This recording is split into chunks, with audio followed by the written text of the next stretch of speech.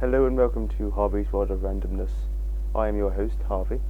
Now, in a recent video, I explored my Kodak Carousel S slide projector from 1963.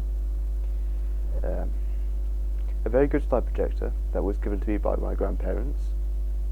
And today I would like to talk about a different slide projector I have, which was also given to me by my grandparents. And I believe it's from the 50s. I'm not sure exactly, and I don't even know what model it is. But it's an Aldis slide projector. This time it's a manual one, which can hold up to 2 slides at once. And I have it here in this bag.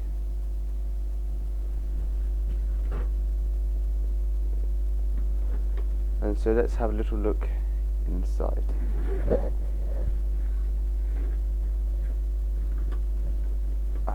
Well, firstly, we have the lens, which is of course rather important.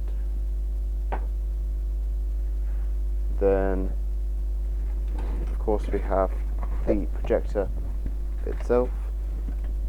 Oh, there we are.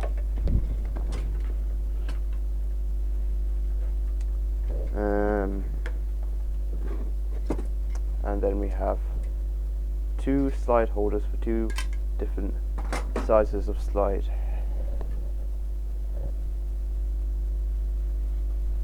Now, I should just So as you can see, this says Aldis on the side here, and then also on the front. If I can get that in, there we are, Aldis. Now to open it up, it's very simple. You've got 2 screws on either side of the projector, and to unscrew them, you just twist them in an anti-clockwise direction. That's the first screw. Then at the back, or should I say the other side, the second screw, and then the back end just lifts off like so, and we can have a little look inside. Here we have the bulb. I think it's called a projector lamp. This is a spare one. The other one I had,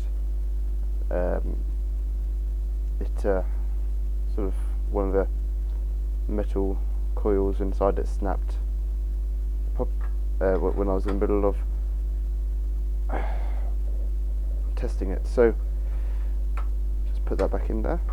Of course, we also have the different lenses and the metal mirror in the back to help intensify the light, I think it's for. Alright, so now I'm going to put this back on and screw in the screws clockwise this time.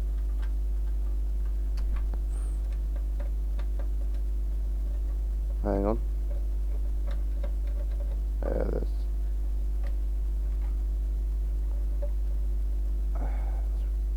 one.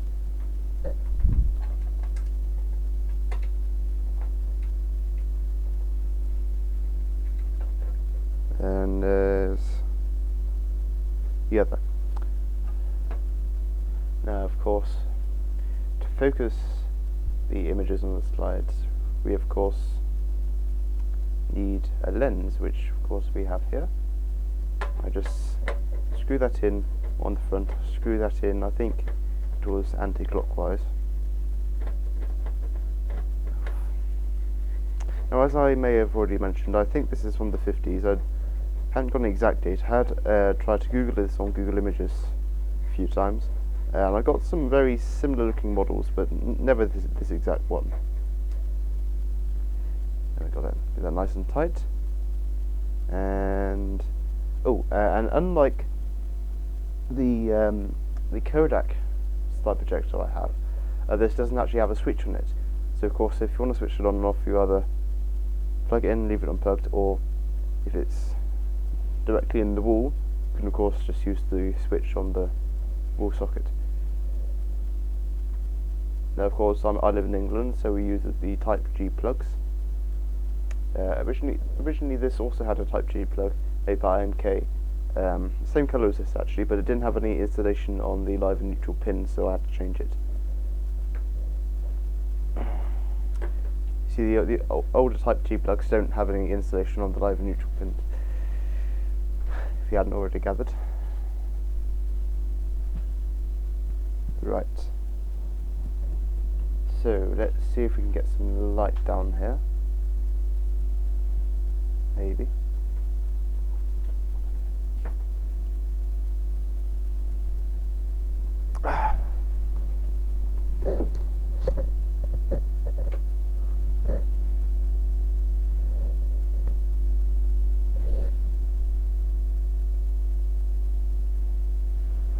And I'll just lower the tripod a little. See if I can get the angle right. I don't know yet. Oh yes. So I have two side holders here.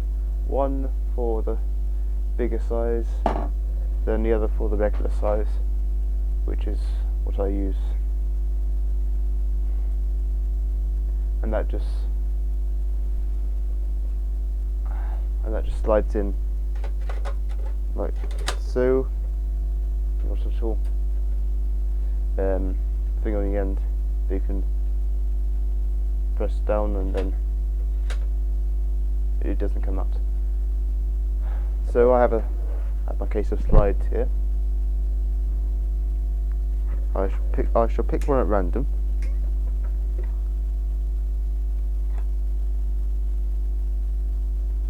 And trying to decipher which way around it should go. I think this is upside down, I think.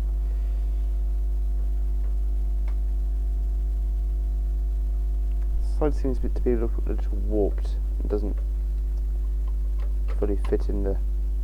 Oh no, it does. Hang on, no, yes. Let's pick a different slide. This one's weird and slightly warped. I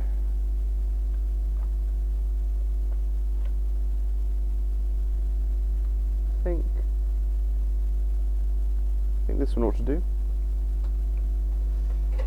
So let's plug this in, and as you can see straight away we have some light. And let's point this over here. Okay, I'm just going to get something to project onto, but I have to remove my microphone momentarily.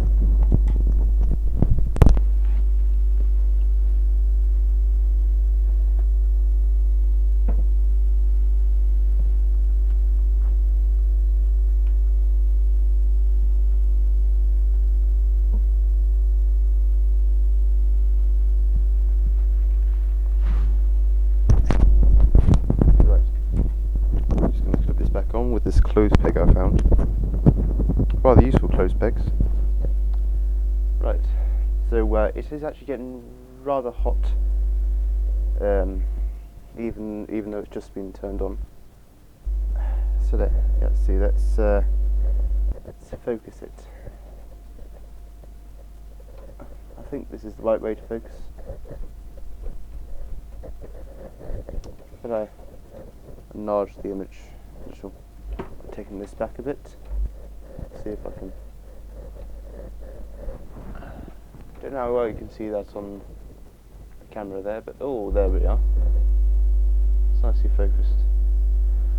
Although saying that, last time when I demonstrated my other projector, I did use the back of its case, and that may make for a slightly dimmer image, so that may be better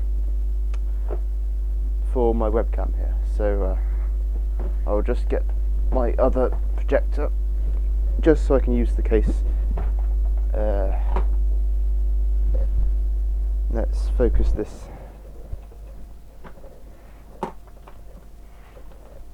this projector here, this Aldis one, is slightly dimmer than my other projector anyway.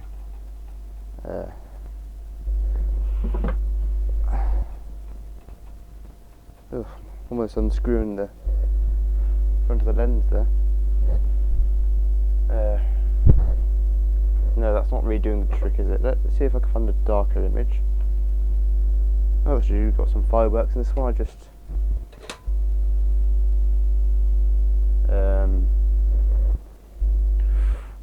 oh yes, it's getting rather hot now.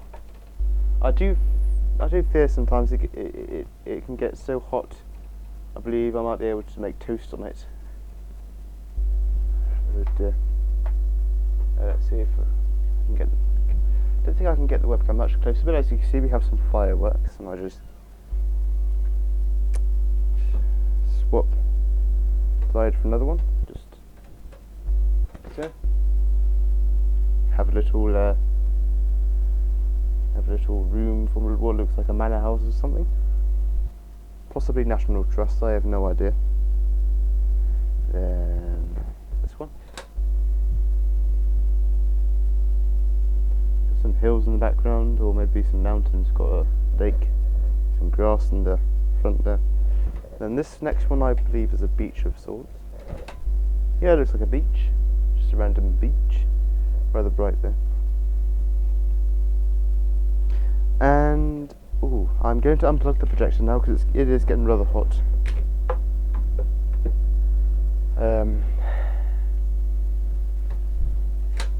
And with this projector, I will have to leave it for a while to cool down before I pack it away. But as always, I hope you enjoyed this video. Goodbye.